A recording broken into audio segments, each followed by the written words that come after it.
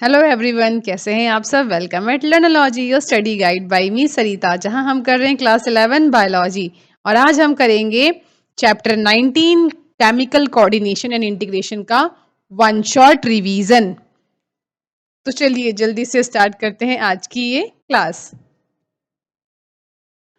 So in this chapter chemical coordination and integration, यहाँ जो topics हम कवर करने वाले हैं वो टॉपिक्स हैं endocrine glands and hormones, then we do human endocrine system, then आता है hormones of heart, kidney and gastrointestinal tract, then mechanism of hormone action. तो ये सारे टॉपिक्स हम इस चैप्टर में कवर करेंगे। तो अभी तक हमने प्रीवियस चैप्टर्स में देखा कि जो न्यूरल कोऑर्डिनेशन है वो काफी फास्ट होता है, but it is short lived because जो नर्व फाइबर्स हैं they do not innervate all cells of the body.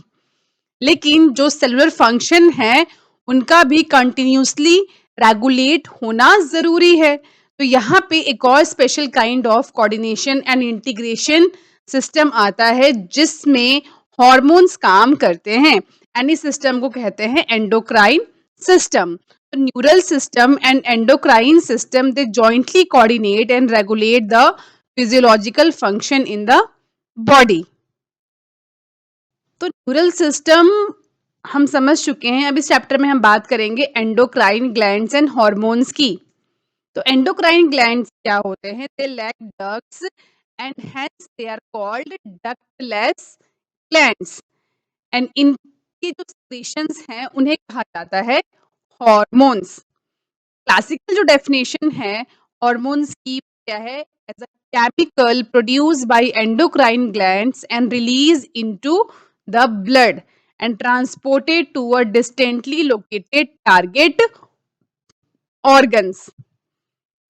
Current scientific definition है हॉर्मोन्स की, वो क्या है? These are non nutrient chemicals होते हैं ये, which act as intercellular messenger and are produced in trace amount. तो एक डेफिनेशन जो है वो पुरानी है और दूसरी जो है वो करंट साइंटिफिक डेफिनेशन है। तो इनवर्टिब्रेट्स हैं, they possess very simple endocrine system with few hormones।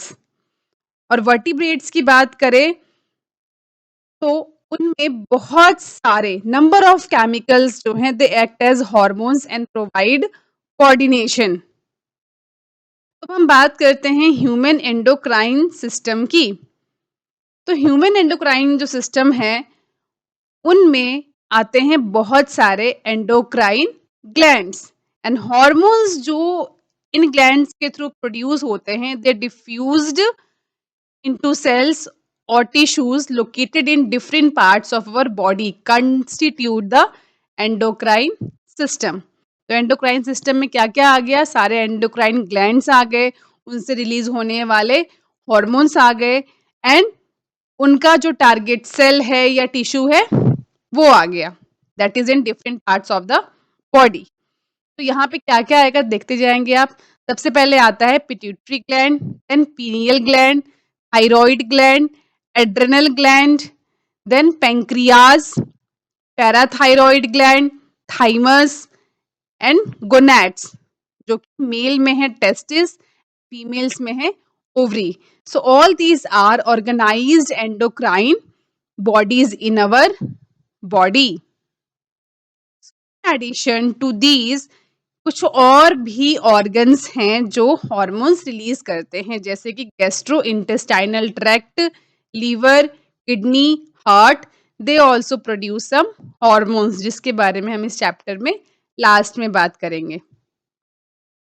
तो सबसे पहले बात करते हैं हाइपोथैलेमस की, जो कि मिड ब्रेन का पार्ट है, and it is basal part of diencephalon।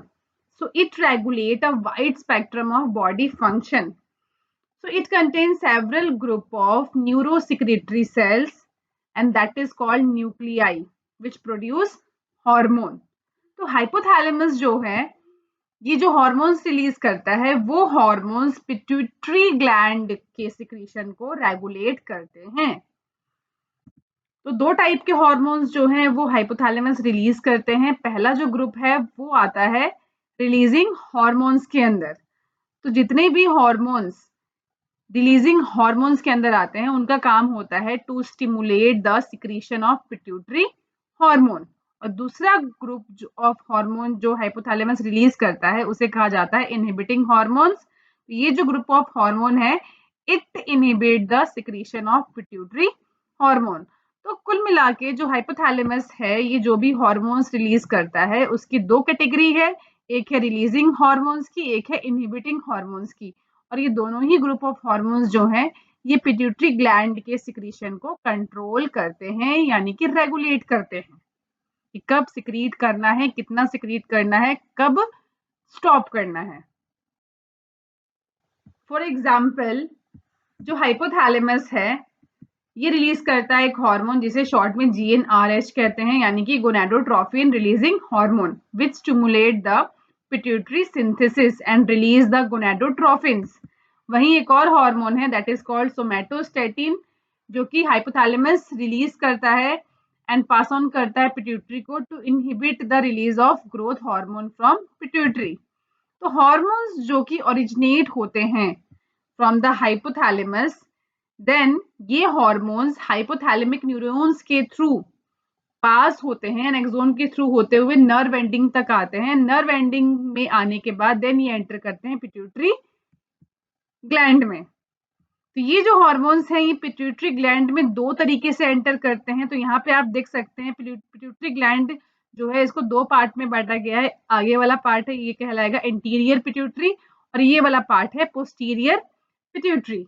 अब यहाँ अगर आप ये न्यूरॉन्स को देखें तो एक जो ये न्यूरॉन है जो कि डायरेक्टली हाइपोथैलेमस से पोस्टीरियर पिट्यूटरी में कनेक्ट हो रहा है, और वहीं जो दूसरा न्यूरॉन है ये इंटीरियर पिट्यूटरी में एंटर तो कर रहा है बट ये उसे डायरेक्टली कनेक्टेड नहीं है, ये इस पोर्टल सर्कुलेशन के थ्रू कनेक्टेड है। तो ये आपको ये दोनों में डिफरेंस याद रखना है।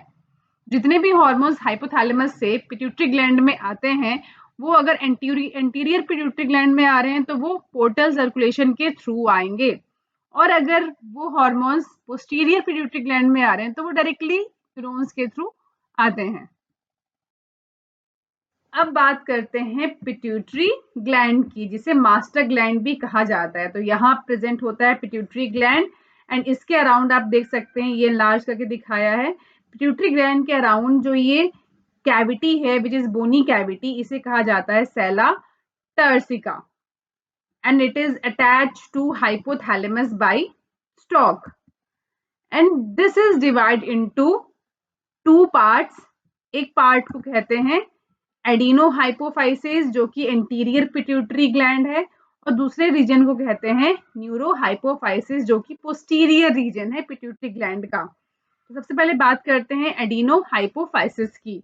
तो it is consist of to portion, एक पोर्शन को कहते हैं पार्स डिस्टेलिस और दूसरा जो ये पोर्शन है इसे कहते हैं parse intermedia.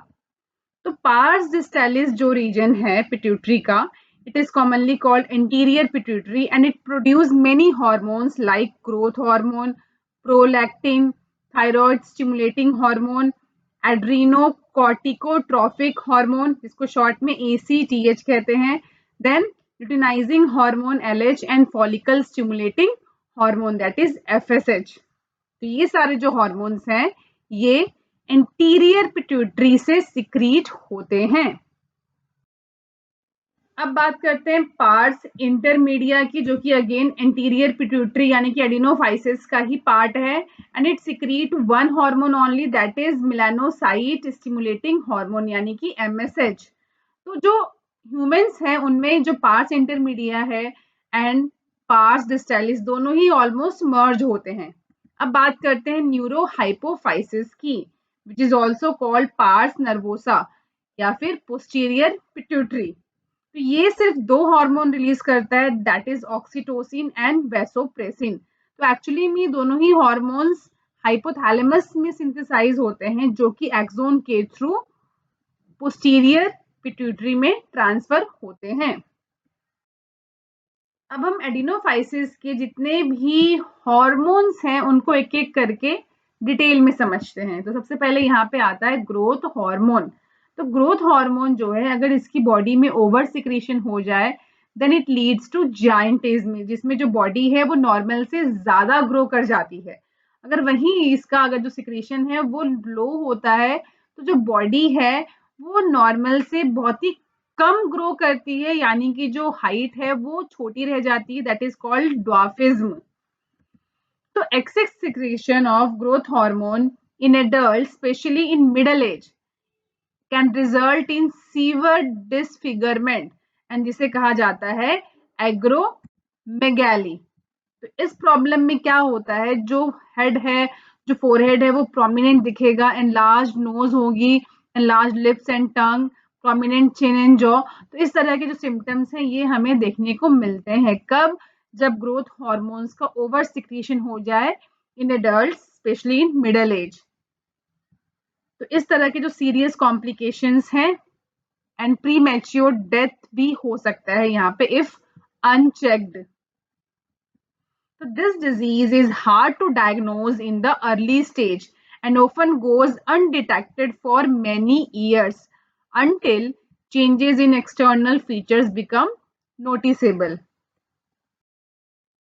So growth hormone के बाद next जो hormone है वो है prolactin.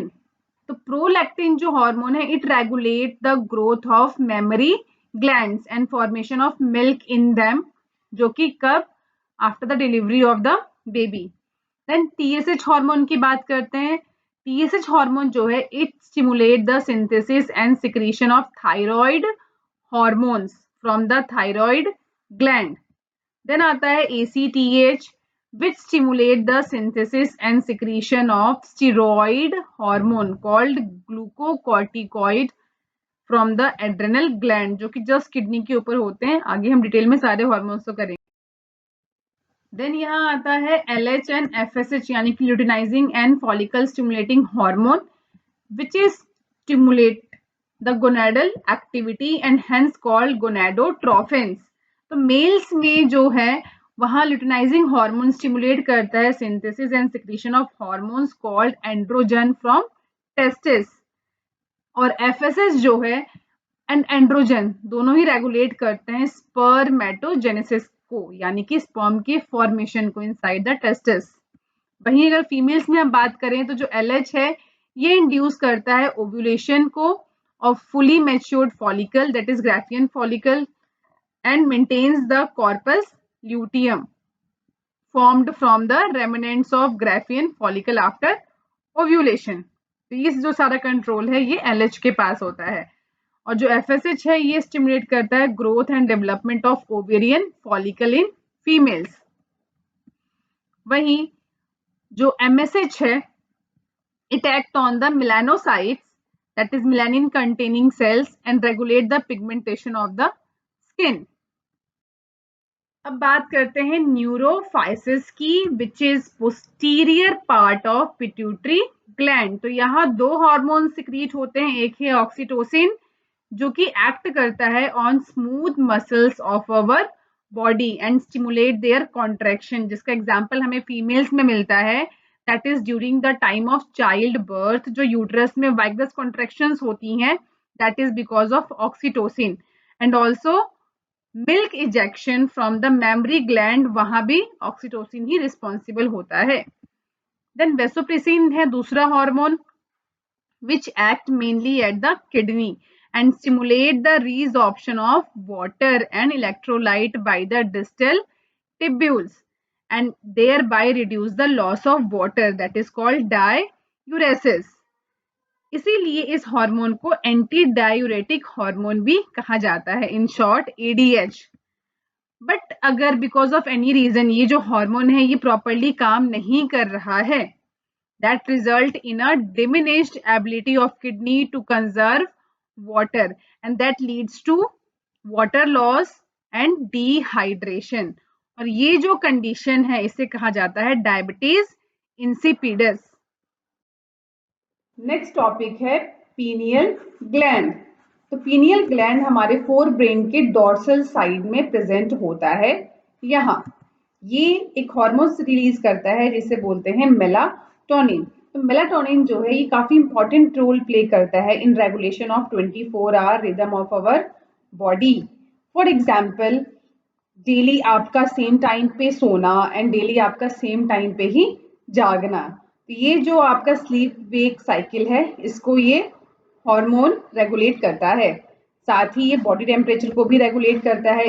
इसके अलावा it also influences metabolism, pigmentation, the menstrual cycle as well as our defence capability. Next gland है थायराइड ग्लैंड। तो थायराइड ग्लैंड जो है ये ट्रैकिया वाले पार्ट में होता है and it is composed of two lobes which are located on either side of the trachea. तो ये है इसका वेंट्रल लुक, ये है इसका डॉर्सल लुक।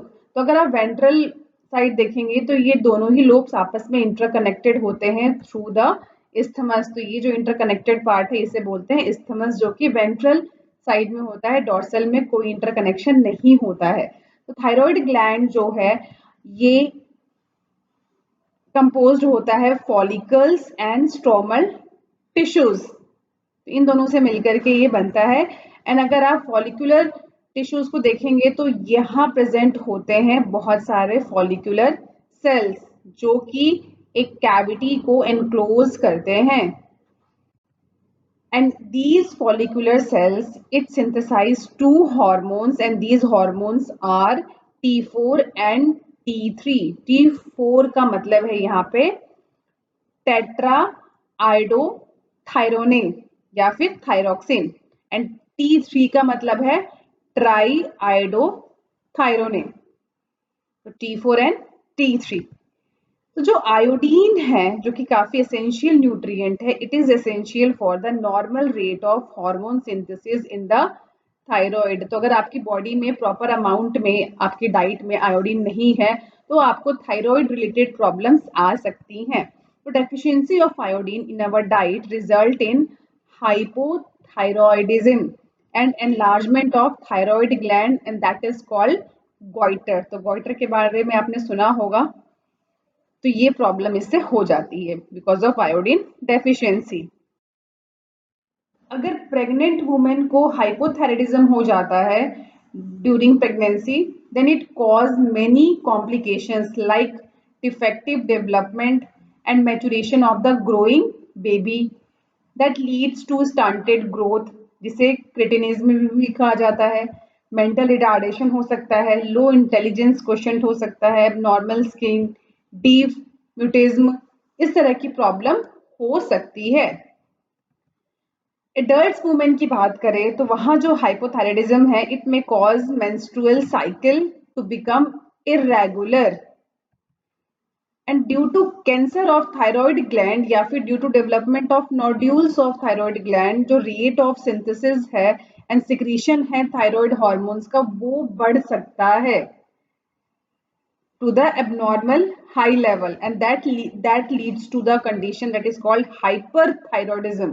तो हाइपो में क्या होता है, हाइपो में जो सिक्रीशन है हार्मोन्स का वो कम हो जाता है नॉर्मल से, एंड हाइपर में जो सिक्रीशन है वो नॉर्मल से काफी ज्यादा हो जाता है। दोनों ही अलग अलग कंडीशंस हैं। तो जो हाइपरथायराइडिज्म है it also adversely affect the body physiology. तो आप यहाँ दोनों में डिफरेंसेस देख सकते हैं, हाइपो एंड हाइपर में क्या क्या डिफरेंसेस होते हैं, दोनों ही एबनॉर्मल कंडीशन है।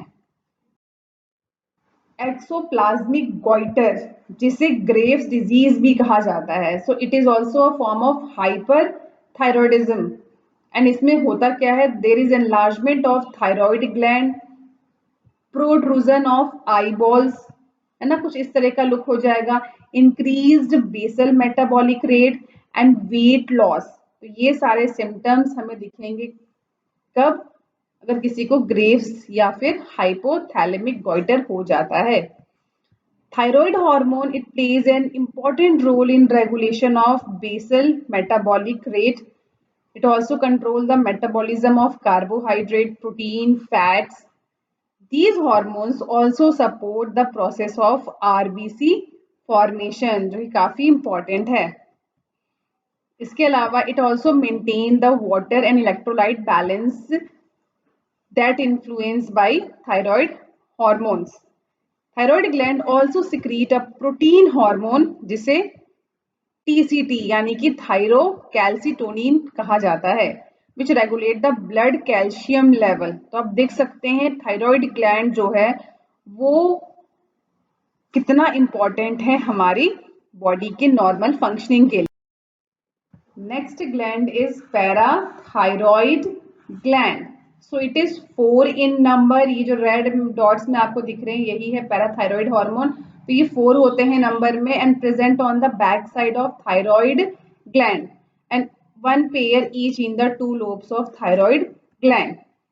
ये जो हार्मोन्स रिलीज करते हैं उस हार्मोन का नाम है पैराथायरॉइड हार्मोन, शॉर्ट में PTH, which is regulated by the circulating level of calcium ion. तो यानी कि जो पैराथायरॉइड हार्मोन है ये इंक्रीज करता है level of calcium ion in the blood. तो PTH एक्ट ऑन बोन्स, क्योंकि बोन्स में बहुत कैल्शियम होता है and it stimulate the process of bone resorption, also called dissolution या फिर demineralization.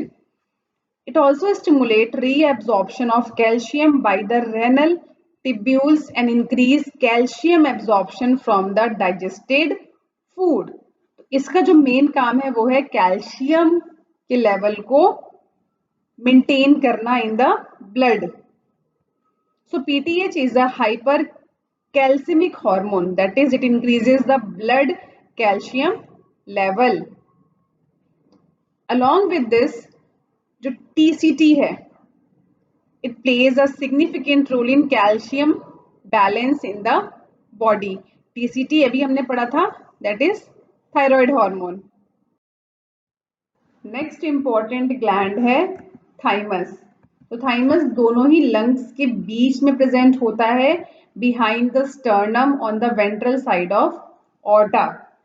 थाइमस का काफी इंपॉर्टेंट रोल है in the development of immune system and it secrete a peptide hormone that is called thymosin. तो thymosin जो है ये काफी मेजर रोल प्ले करता है in the differentiation of T lymphocyte which provide cell mediated immunity. It also promote production of antibodies to provide humoral immunity.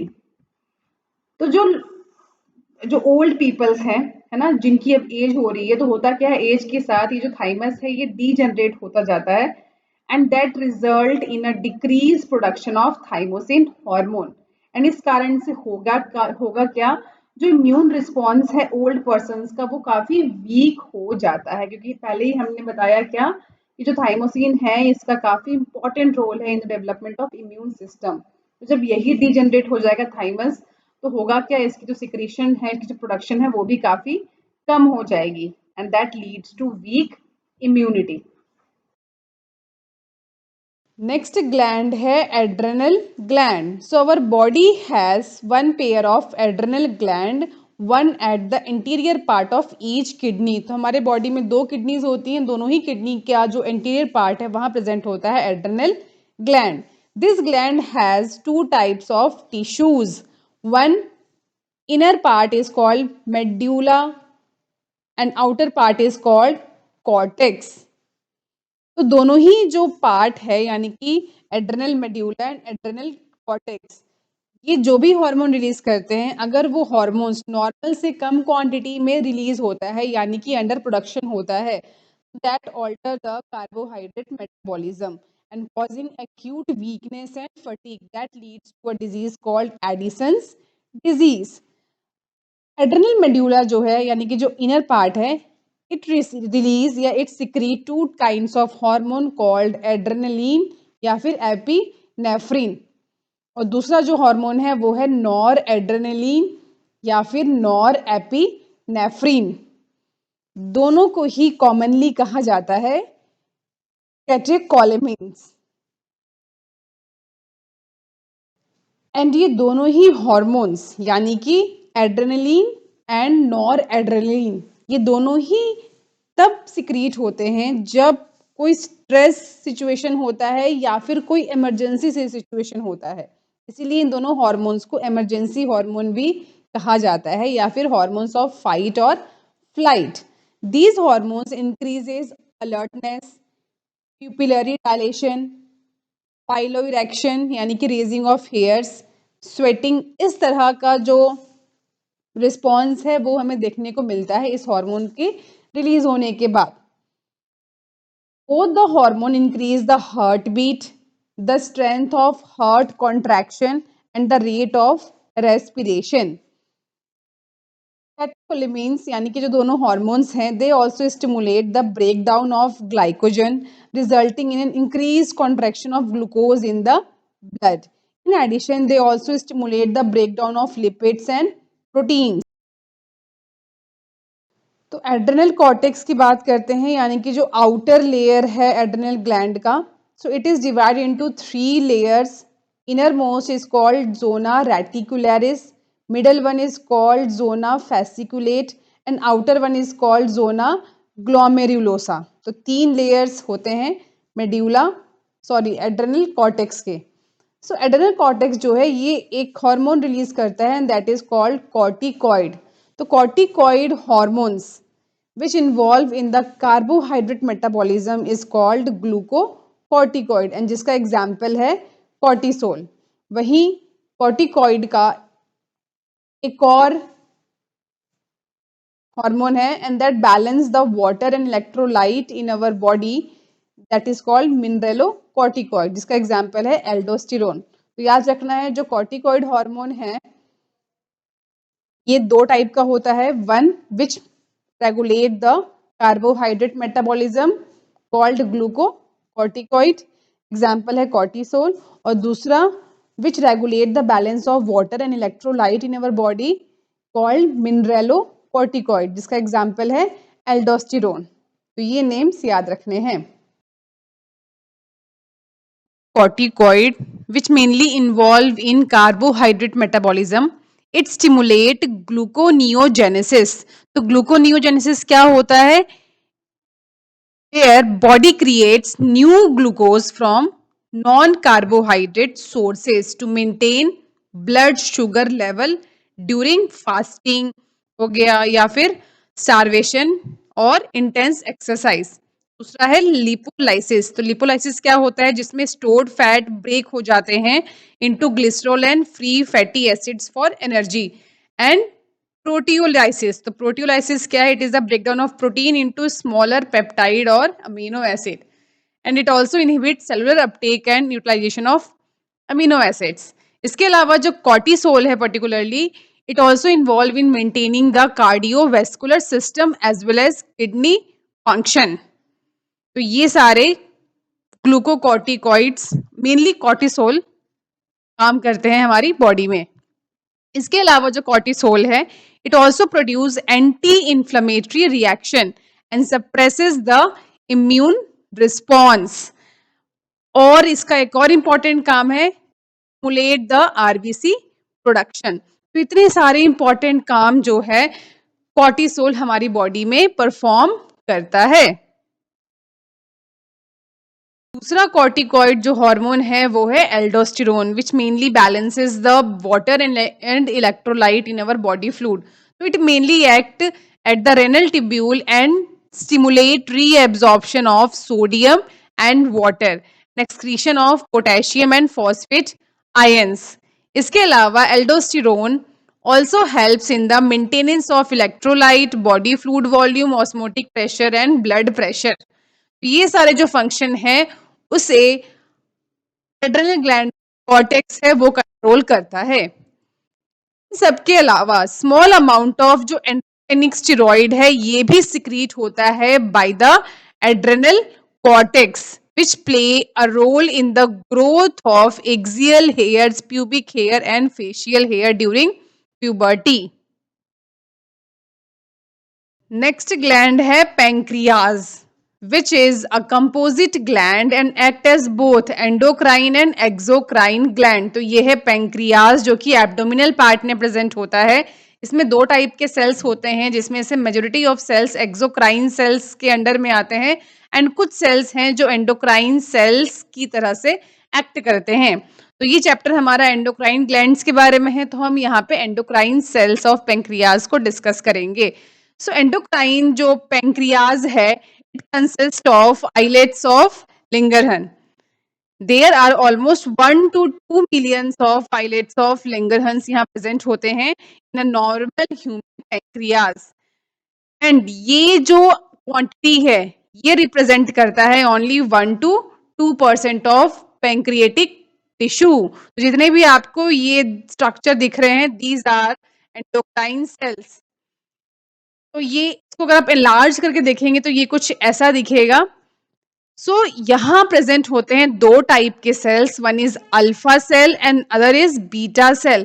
तो alpha cell जो है ये हार्मोन सिक्रीट करता है, दैट इज कॉल्ड ग्लूकागॉन।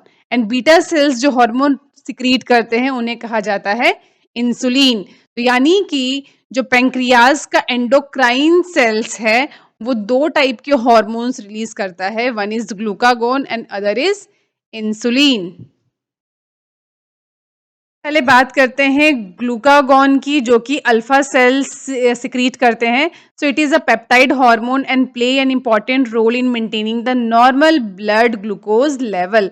तो होता क्या है, जब हमारा जो ब्लड है उसमें ग्लूकोज लो हो जाता है, तो एट दैट टाइम जो पेंक्रियाज के अल्फा सेल्स हैं वो ग्लूकागॉन रिलीज करते हैं, acts mainly on the liver cells. Liver cells को कहते हैं hepatocytes, and it is stimulate the glycogenolysis and that result in an increased blood sugar level, जिसे कहा जाता है hyperglycemia। इस तरह से जो ब्लड शुगर लेवल है वो नॉर्मल हो जाता है, पहले लो था अब वो बढ़ गया तो वो कैसा हो गया, नॉर्मल हो गया। इसके अलावा this hormone stimulate the process of gluconeogenesis which also contribute to the hyperglycaemia, जिसके बारे में मैंने आपको बताया था कि जो नॉन कार्बोहाइड्रेट सोर्सेज हैं उनसे ग्लूकोज को बनाना, नए ग्लूकोज को बनाना, इसे कहा जाता है gluconeogenesis. Glucagon also reduces the cellular glucose uptake and utilization. Thus, glucagon is a hyperglycemic hormone. है insulin, which is also a peptide hormone जिसे बीटा सेल सिक्रीट करते हैं and which play a major role in regulation of glucose homeostasis। तो इसमें क्या होता है, अगर कभी जो ब्लड शुगर लेवल है यानी कि ग्लूकोज है वो हाई अगर हो जाता है, पैंक्रियाज बीटा सेल्स हैं वो इंसुलिन रिलीज करते हैं और ये इंसुलिन एक्ट करते हैं on the fat sales.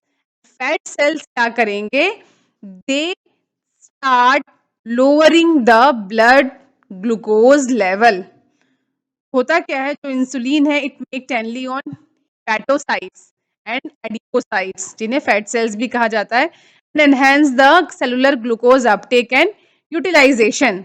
As a result, there is a rapid movement of glucose from blood to hepatocytes and adipocytes, resulting in the decrease of blood sugar level, and that is called hypoglycemia. तो insulin क्या करता है, अगर blood sugar बढ़ा हुआ है तो ये उसको लो कर देता है, दूसरे जो बॉडी के ऑर्गन्स हैं, सेल्स हैं, वो उसे एब्जॉर्ब कर लेते हैं। इसके अलावा insulin also stimulates conversion of glucose to glycogen, that is called glycogenesis in the target cells. हमने क्या देखा अभी, ग्लूकोज है उसको ब्लड में मेंटेन करने का काम ये दोनों हार्मोन्स करते हैं। अगर कम हो गया है तो उसको बढ़ाने का काम ग्लूकागॉन करेगा, और अगर बढ़ गया है तो उसको कम करने का काम इंसुलिन करेगा, यानी कि दोनों मिलकर जो ग्लूकोज है उसको ब्लड में मेंटेन करते हैं, रेगुलेट करते हैं। अब यहाँ पे एक कंडीशन आती है, अगर बहुत लंबे टाइम तक अगर हमारे ब्लड में हाइपरग्लाइसीमिया रहता है, that leads to a complex disorder and that is called diabetes mellitus, which is associated with loss of glucose through urine and formation of harmful compounds known as ketone bodies। तो अगर हमारे blood में बहुत लंबे time तक glucose बढ़ा रहता है, यानी कि जो इंसुलिन है वो प्रॉपर अपना काम नहीं कर रहा है, and that leads to a problem that is called diabetes mellitus, जिसको अगर हम टेस्ट करवाते हैं तो वो हमारे यूरिन के सैंपल में भी वो डिटेक्ट होगा, and because of that there is formation of harmful compounds known as ketone bodies. तो डायबिटीज जो पेशेंट्स हैं are successfully treated with insulin therapy, तो उनको बाहर से आर्टिफिशियली इंसुलिन उनकी बॉडी में सप्लाई किया जाता है through the in form of injections. इसके थ्रू उनका जो ब्लड शुगर लेवल है उसको मेंटेन किया जाता है। ग्लैंड है टेस्टिस, तो इसे आपने क्लास 10th में स्टडी किया होगा in the chapter reproduction. So it is a male reproductive organ. So ये पेयर में प्रेजेंट होता है in the scrotal sac outside abdomen of male individual. तो testis perform two functions. As a primary, it is a sex organ as well as an endocrine gland. तो इस chapter में हम इसके एंडोक्राइन ग्लैंड वाले part पे focus करेंगे। तो testis is composed of seminiferous tubules. तो यहाँ पे आप देख सकते हैं इसके अंदर बहुत सारे ये सेमिनिफेरस टिब्यूल्स हैं। इसको अगर आप कट करके देखेंगे तो ये अंदर कुछ ऐसा दिखाई देगा, क्रॉस सेक्शन अगर आप करेंगे इसको। एंड सेमिनिफेरस ट्यूब्यूल के अलावा यहाँ पे स्ट्रोमल एंड इंटरस्टिशियल टिश्यूज भी होते हैं। सो यहाँ पे आपको लिडिक सेल दिखेगा, ये है लिडिक सेल या फिर इसे इंटरस्टिशियल सेल्स भी कहा जाता है, which are present in the intertubular spaces and produce a group of hormone, and that group of hormone is known as androgen, mainly testosterone. तो टेस्टोस्टेरोन जो है ये मेल हार्मोन भी इसको कहा जाता है। Androgen regulates the development, maturation and function of male accessory sex organs like epididymis, vas deferens, seminal vesicle and prostate gland and urethra। तो इन सब का डेवलपमेंट, मैचुरेशन एंड फंक्शन को ये रेगुलेट करता है। These hormones stimulate muscular growth, growth of facial and axillary hairs, इसके अलावा aggressiveness, low pitch of voice, इन सबको भी ये स्टिमुलेट करता है। It also play a major stimulatory role in the process of spermatogenesis, यानी कि formation of spermatozoa. It also act on the central nervous system यानी कि CNS and influence the male sexual behaviour that is called libido. These hormones produce anabolic effects on protein, carbohydrate metabolism। तो ये सारे जो हैं main functions हैं किसके, androgens के। नेक्स्ट ग्लैंड है ओवरी। तो ओवरी भी आपने क्लास 10 रिप्रोडक्शन चैप्टर में पढ़ा होगा। It is a female reproductive organ. तो ये भी पेयर्स में होता है and located in the abdomen. So ovary जो है ये प्राइमरीली एक फीमेल सेक्स ऑर्गन है, produce one ovum during each menstrual cycle.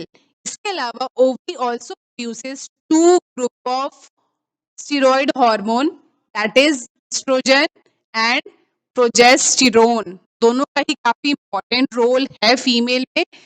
Ovary is composed of ovarian follicles and stromal tissue. तो इसमें आपको बहुत सारे फॉलिकल्स दिखेंगे एंड फॉलिकल्स के अलावा जो टिश्यूज है यहाँ पे that is called stromal tissues.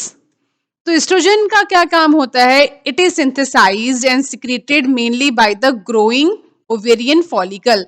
जो फॉलिकल्स हैं वो एवरी मंथ ग्रो करते हैं, पहले primary, then secondary stage, tertiary and then mature Graafian follicle. तो जो एस्ट्रोजन है ये सिंथेसाइज्ड होते हैं, सिक्रीट होते हैं mainly by these growing ovarian follicles. इसके अलावा जो दूसरा हार्मोन है प्रोजेस्टेरोन, वो कौन रिलीज करता है, सो होता क्या है आफ्टर द ओव्यूलेशन, जब ओव्यूम रिलीज होता है by rupturing the Graafian follicle, then ovum तो बाहर आ गया एंड बाकी का जो पार्ट बच गया है फॉलिकल का वो आपका कहलाएगा कॉर्पस ल्यूटियम। तो जो ये कॉर्पस ल्यूटियम है it mainly secrete the progesterone. Oestrogen जो है ये in females stimulate the growth and activities of female sex organs of growing ovarian follicles। इसके अलावा appearance of female secondary sex character जैसे कि high pitch of voice etc. Then mammary gland development. तो ये सारे काम एस्ट्रोजन करता है। It also regulate the female sexual behaviour. अब प्रोजेस्टेरोन की बात कर लेते हैं। तो प्रोजेस्टेरोन का जो मेन काम है ये प्रेगनेंसी को सपोर्ट करना होता है। इसके अलावा it also act on the mammary gland and stimulate the formation of alveoli. तो एल्वियोलाई जो है ये मेमरी ग्लैंड में प्रेजेंट होता है, which is a sac like structure which store the milk and also it help in milk secretion. Next topic में हम बात करेंगे कुछ ऐसे हॉर्मोन्स की जिन्हें heart, kidney and gastrointestinal tract द्वारा सिक्रीट किया जाता है। तो अभी तक हम बात कर रहे थे एंडोक्राइन ग्लैंड्स की और उनसे सिक्रीटेड हॉर्मोन्स की। अब हमारे जो बॉडी है उसमें एंडोक्राइन ग्लैंड्स के अलावा कुछ ऐसे भी टिश्यूज हैं जो हार्मोन सिक्रीट करते हैं। तो इनकी बात करते हैं। सबसे पहले यहाँ आता है ANF, जिसे atrial wall of our heart secrete करते हैं, which is very very important. इसका फुल फॉर्म है एट्रियल नाइट्रियूरेटिक फैक्टर। तो ये क्या करते हैं, ये हमारे ब्लड का जो प्रेशर है उसे डिक्रीज करता है। तो जब कभी भी ब्लड प्रेशर बढ़ जाता है तो ये ANF रिलीज होता है by the atrial wall of our heart and it starts vasodilation, यानी कि जो ब्लड वेसल्स है उनको ये डायलेट कर देता है, by which there is reduce in the blood pressure.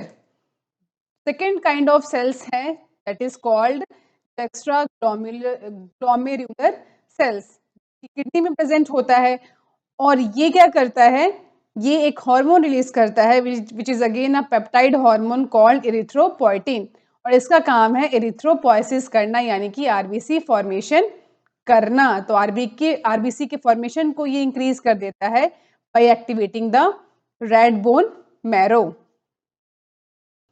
Third है endocrine cells which is present in different parts of gastrointestinal tract और ये सिक्रीट करता है 4 मेजर पेप्टाइड हॉर्मोन्स जिनके नाम है गैस्ट्रिन, सिक्रेटिन, कोलेसाइटोकिनिन शॉर्ट में सीसीके and gastric inhibitory peptide short में GIP। ये 4 मेजर हॉर्मोन्स ये रिलीज करता है। इन चारों के बारे में अभी हम बात करेंगे। तो पहले बात करते हैं गैस्ट्रीन के बारे में। तो आप ये डायग्राम में देख सकते हैं, हियर जो स्टमक का ये वाला पार्ट है यहाँ ये रिलीज होता है। तो gastrin acts on the gastric glands and it stimulate the secretion of HCl and pepsinogen, दोनों के सिक्रीशन को ये स्टिमुलेट करता है। सेकेंड है सिक्रेटिन। सिक्रेटिन आप देख सकते हैं यहाँ इस वाले पार्ट में है। It act on the exocrine pancreas and stimulate the secretion of water and bicarbonate ions. Third है CCK यानी कि कोलेसाइस्टोकाइनिन। इसका क्या काम है, it act on both pancreas and गैल ब्लैडर, दोनों पे ही ये काम करता है and stimulate the secretion of pancreatic enzymes, bile juice respectively, दोनों के सिक्रीशन को ये स्टिमुलेट करता है। नेक्स्ट है GIP यानी कि gastric inhibitory peptide which inhibit the gastric secretion and motility. तो ये चारों हॉर्मोन्स जो हैं इन्हें कौन रिलीज करता है, different parts of gastrointestinal tract, जो आप इस डायग्राम में क्लियरली देख सकते हैं। कुछ और नॉन एंडोक्राइन टिश्यू के थ्रू सिक्रीट होने वाले हॉर्मोन्स हैं जिसमें से आता है एक ग्रोथ फैक्टर।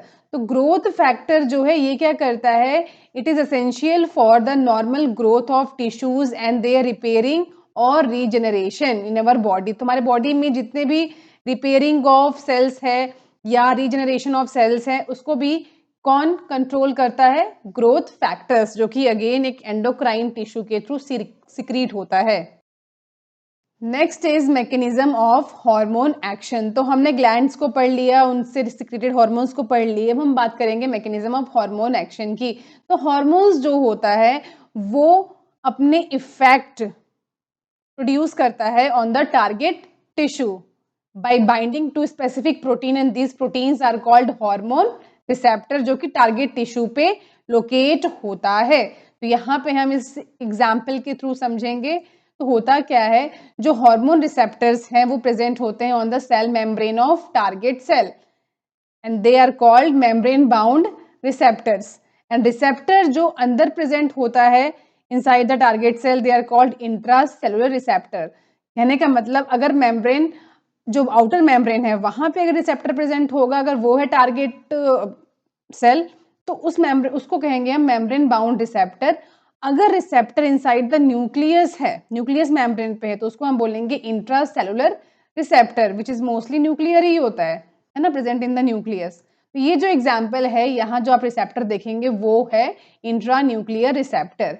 तो यहाँ पे जो हार्मोन है दैट इज कॉल्ड एस्ट्रोजन। ये एस्ट्रोजन हार्मोन जाता है अपने टारगेट सेल के पास, दैट इज न्यूक्लियर मेम्ब्रेन। तो यहाँ प्रेजेंट है रिसेप्टर, और ये रिसेप्टर आकर के ये हार्मोन आकर के अपने स्पेसिफिक रिसेप्टर से कंबाइन हो जाता है and it form a receptor hormone complex.